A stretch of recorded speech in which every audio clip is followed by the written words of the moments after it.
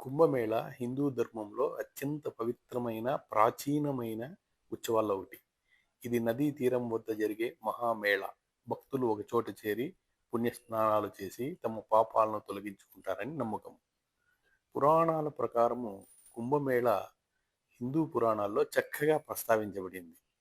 దేవతలు దానవులు కలిసి పాల సముద్రంలో మదనం చేయగా అమృతం పుడుతుంది. దాన్ని పొందడానికి దేవతలు రాక్షసులు పోరాడగా అమృతం కుంభం అంటే కుండ నుండి 4 ప్రదేశాల్లో పడింది. ఆ ప్రదేశాలే హరిద్వార్, ఉజ్జయిని, నాసిక్, ప్రయాగరాజ్. ఈ కుంభమేళ 4 ప్రదేశాల్లో మారుస్తూ నిర్వహిస్తారు. ప్రతి 12 సంవత్సరాలకు ఒక్కో ప్రదేశంలో నిర్వహిస్తారు. ప్రతి 6 సంవత్సరాలకు అర్ధ కుంభమేళ జరుగుతుంది. మహాకుంభమేళ 144 సంవత్సరాలకు ఒకసారి ప్రయాగరాజ్ లో మాత్రమే జరుగుతుంది. కుంభమేళ గ్రహగతుల ఆధారంగా నిర్ణయించబడుతుంది. సూర్యుడు, చంద్రుడు, బృహస్పతి గ్రహాల సంయోగం ప్రధానమైంది.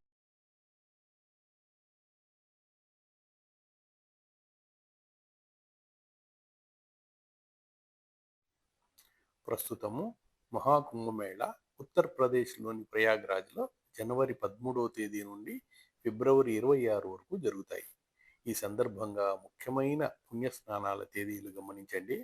జనవరి 13 పుష్య పూర్ణిమ, జనవరి 14 మకర సంక్రాంతి, జనవరి 29 మౌని అమావాస్య, ఫిబ్రవరి 3 వసంత పంచమి, ఫిబ్రవరి 12 మాఘ పూర్ణిమ, ఫిబ్రవరి 26 మహాశివరాత్రి. ఈ మహాకుంభమేళా కోసం యోగి ప్రభుత్వము ఉత్తరప్రదేశ్లోని ఈ ప్రయాగరాజ్లో విస్తృతమైన ఏర్పాట్లు చేస్తోంది. భక్తుల సౌకర్యం, భద్రత, ఆరోగ్యం, పరిశుభ్రం అనే అంశాలపై ప్రత్యేక దృష్టి సారించింది. ఈ దారి దీపాలు మరియు రహదారుల కోసం 92 రహదారుల్ని పునర్నిర్మించింది. 17 ప్రధాన రహదారులను సుందరీకరించారు. సోలార్ లైట్లతో లైటింగ్ వసతులు ఏర్పాటు చేశారు. నగరమంతా పరిశుభ్రంగా ఉండేందుకు సింగిల్ యూజ్ ప్లాస్టిక్ వాడకం మీద నిషేధం విధించారు. స్వచ్ఛతను కాపాడేందుకు ప్రత్యేకమైన చర్యలు తీసుకుంటున్నారు. ఈ సాధువుల కోసం టెంట్ సిటీని ఏర్పాటు చేశారు. దీంట్లో 15 లక్షల మంది సాధువులు ఉండవచ్చు. 13 అఘోరాలకు చెందిన సాధువులు కూడా పాల్గొంటున్నారు. సుమారు 50,000 మంది పోలీసులతో అత్యాధునికమైన నివారణ వాహనాలను మోహరించి భద్రతా ఏర్పాట్లను చేస్తున్నారు. తాత్కాలిక టాయిలెట్లు, డ్రింకింగ్ వాటర్, ఎలక్ట్రిసిటీ వంటి సదుపాయాలన్నీ కూడా శిబిరాలలో కల్పిస్తారు. రైల్వే శాఖ అయితే 13,000 ప్రత్యేక రైళ్లను నడుపుతోంది.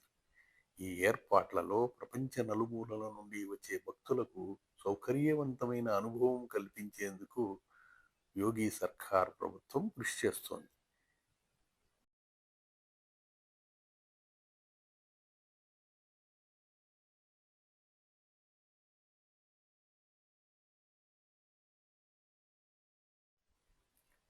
భక్తుల సౌలభ్యం కోసం ప్రత్యేక టెంట్ సిటీ ఏర్పాటు చేశారు. ఈ టెంట్ సిటీలో 2,000కు పైగా స్విస్ కాటేజీలు అందుబాటులో ఉన్నాయి.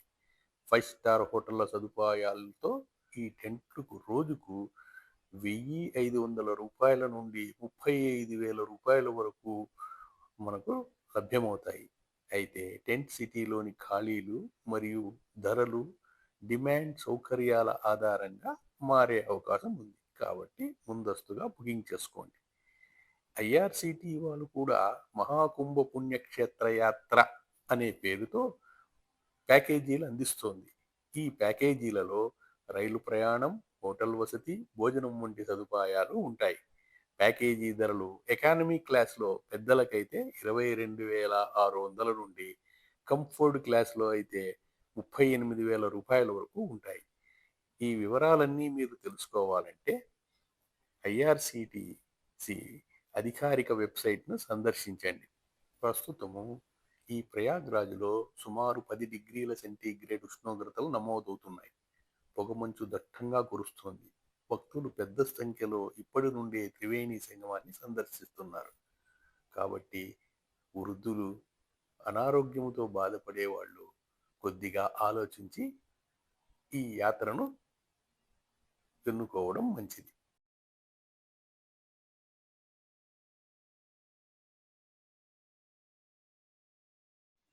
ఈసారి 123 దేశాల నుండి సరాసరి 40-50 కోట్ల మంది భక్తులు రావచ్చు అని ప్రభుత్వం అంచనా వేస్తోంది. ఆ విధంగా దానికి తగినట్లు యోగి సర్కార్లు బ్రహ్మాండమైన ఏర్పాట్లను ఇక్కడ చేస్తోంది. ఈ కుంభమేళాకు వెళ్ళేవారు కొన్ని జాగ్రత్తలు తీసుకోవాలి.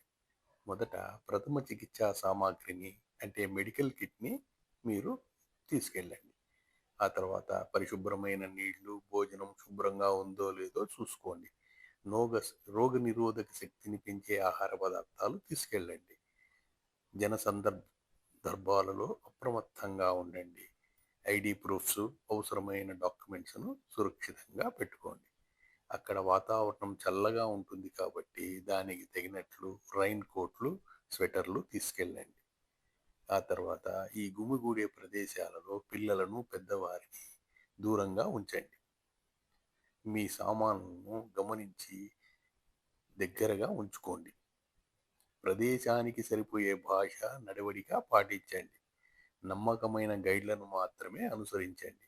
మీ కుటుంబ సభ్యులకు మీ ప్రయాణ వివరాలు, మీరు ఎక్కడున్నారు అన్ని విషయాలు తెలియచేయండి.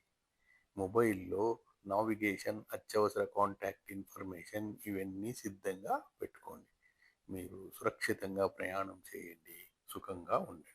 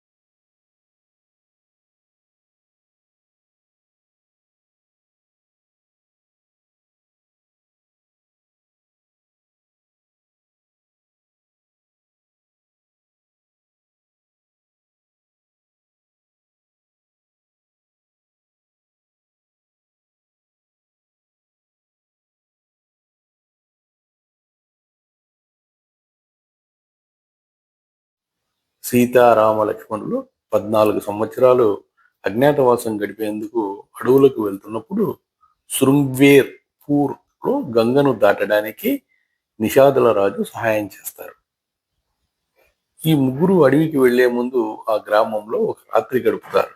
ఈ సంఘటన జ్ఞాపకార్థం 15 కోట్లతో 5,600 చదరపు మీటర్ల విస్తీర్ణంలో ఒక పార్కును నిర్మించారు. ఈ ప్రాంతంలో భారీ పర్యాటక ఆకర్షణగా నిలుస్తుంది ఈ పార్క్. ఈ పార్కులో ఎత్తైన ప్లాట్ఫామ్ మీద రాముడు మరియు నిషాదరాజులు ఆలింగనం చేసుకున్న విగ్రహం చూపరులకు మంచి ఉల్లాసాన్ని ఇస్తుంది. భారతదేశంలో ఎప్పుడు ఉన్నత నీచ కులాల భావన లేదని ఈ విగ్రహం సందేశాన్ని ఇస్తుంది. ఈ ఉద్యానవనం మత్స్యకారుల గుడిసెలో ముగ్గురు నైటాల్ట్ చేయడం, ఆ తర్వాత గంగను దాటడానికి పడవ కోసం రాముడు చేసిన అభ్యర్థన, రాముడు మరియు నిషాద్ రాజు మధ్య జరిగిన సంభాషణ మరియు పడవ నడిపే వ్యక్తిపై రామునికి ఉన్న ప్రేమ ఇవన్నీ కూడా ఇక్కడ బొమ్మల రూపంలో మనం చూడొచ్చు. ఈ సంఘటనలు పార్కులోని డ్రాయింగుల ద్వారా సజీవంగా నిలుస్తాయి. ఈ శృంగ్వేర్ పూర్కు శృంగి ఋషి పేరు వచ్చింది. అతను అక్కడ ధ్యానం చేసినట్లు నమ్ముతారు. దశరథ రాజు పుత్ర సంతానం కోసము బస్తీలోని మఖోటార్థంలో కామేష్ఠి యజ్ఞం చేసిన మహర్షే ఈ శృంగి ఋషి. గంగా నది ఒడ్డున లక్నో ప్రయాగరాజ్ రహదారిపై ఉన్న ఈ శృంగ్వేర్పూర్ తప్పకుండా చూడవలసిన ప్రదేశం. ఈ శృంగ్వేర్పూర్ ప్రయాగరాజ్ నుంచి సుమారు ఒక 40 కిలోమీటర్ల దూరంలో ఉంది. ప్రయాగ్రాజ్లో నైని అనే ప్రదేశం వద్ద సుమారు 12 ఎకరాల విస్తీర్ణంలో ఓ భారీ భూభాగంలో ఓ శివాలయ పార్కు చేయబడి వ్యయము 25 కోట్ల రూపాయలు. దీని బ్యూటీ ఏమంటే ఈ పార్కు భారతదేశ మ్యాప్ ఏ విధంగా ఉంటుందో ఆ విధంగా ఆకారంలో తయారు చేయబడింది. అంతేకాకుండా ఈ ఆకారం చుట్టూ కూడా ఒక సరస్సు కూడా తయారు చేయబడింది. మొత్తము ఈ భారతదేశ మ్యాప్ సరస్సు లోపల ఉంటుంది. చాలా అందంగా తయారు. ఈ సరస్సులోని నీరు గంగా యమున నదుల నుండి సేకరింపబడింది. ప్రయాగరాజ్లో జనవరి 13 నుండి జరిగే మహాకుంభమేళాను దృష్టిలో పెట్టుకొని ఈ పార్క్ నిర్మాణం చేశారు. దీంట్లో ఇప్పటికే ఒక 10 రోజులకే 55,000 మందిగా భక్తులు దీన్ని చూశారు అనేసి గణాంకాలు చెప్తున్నాయి. ఈ శివాలయం ఈ సముద్ర మదన దృశ్యము చూపరులకు భలే ఆనందాన్ని ఇస్తుంది. దేవతలు రాక్షసులు మదనం చేసే అమృతం కోసం మదనం చేసేటటువంటి అపురూప దృశ్యము చాలా బాగుంటుంది. ఈ శివాలయ పార్కులో మనము తులసి వనము, తర్వాత సంజీవిని వనాన్ని కూడా చూడొచ్చు.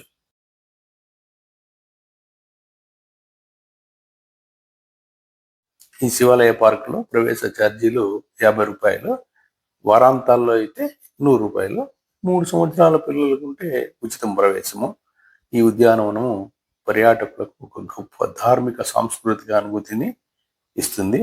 పిల్లల కోసం ప్రత్యేకమైన ఫుడ్ కోర్ట్ ఏర్పాట్లు, రెస్టారెంట్లు కూడా ఇక్కడ ఉన్నాయి. ఆ తర్వాత భారతదేశం మ్యాప్ యొక్క సరిహద్దుల చుట్టూ సింబాలిక్ నది సృష్టించబడిందని చెప్పాం కదా. ఆ నదిలో బోటింగ్ చేస్తూ ఉండేటప్పుడు దేశం మొత్తం ప్రయాణించిన ఒక మధురానుభూతి మనకు వస్తుంది. ఇక్కడ ఈ పార్క్లో 12 జ్యోతిర్లింగాలు, 5 పుణ్యక్షేత్రాలను కూడా మనం ప్రదక్షిణ చేస్తాము. ఈ నదిలో పుణ్యక్షేత్రాలు వాస్తవానికి ఉన్న ప్రదేశాల్లో ఎలా ఉంటాయో అలానే నమూనాలు కూడా అంత బాగా చేశారు. దీనికి 400 టన్నుల రీసైక్లింగ్ జింక్ ఐరన్ మెటీరియల్ను వాళ్ళు అక్కడ ఉపయోగించినారు. దీనికి ఈ 5 పుణ్యక్షేత్రాలు ఏవి అంటే హిమాచల్ ప్రదేశ్లోని భాయి జ్ఞాత్ దేవాలయము, నేపాల్లోని పశుపతినాథ్ స్వామి దేవాలయము, ఒరిస్సాలోని లింగరాజ స్వామి దేవాలయము, ఆంధ్రప్రదేశ్ లేపాక్షిలోని వీరభద్ర స్వామి ఆలయము, ఆ తర్వాత ఆఖరుగా తమిళనాడులోని మహాబలిపురంలో ఉండే తీర దేవాలయాలు కూడా మనం ఇక్కడ చూడొచ్చు. ఈ పార్క్లో ఫోటోగ్రఫీ చేసుకోవచ్చు, ధ్యానం చేసుకోవచ్చు, పార్క్ చుట్టూరు తిరగవచ్చు, నదిలో స్నానం చేయవచ్చు, క్యాంటీన్ సౌకర్యం ఉంది. ఒక మంచి మధురానుభూతిని ఈ పార్క్ ఇస్తుందనడంలో సందేహమే లేదు. తప్పకుండా చూడాల్సినటువంటి ఒక గొప్ప ప్రదేశము ఈ శివాలయ పార్క్.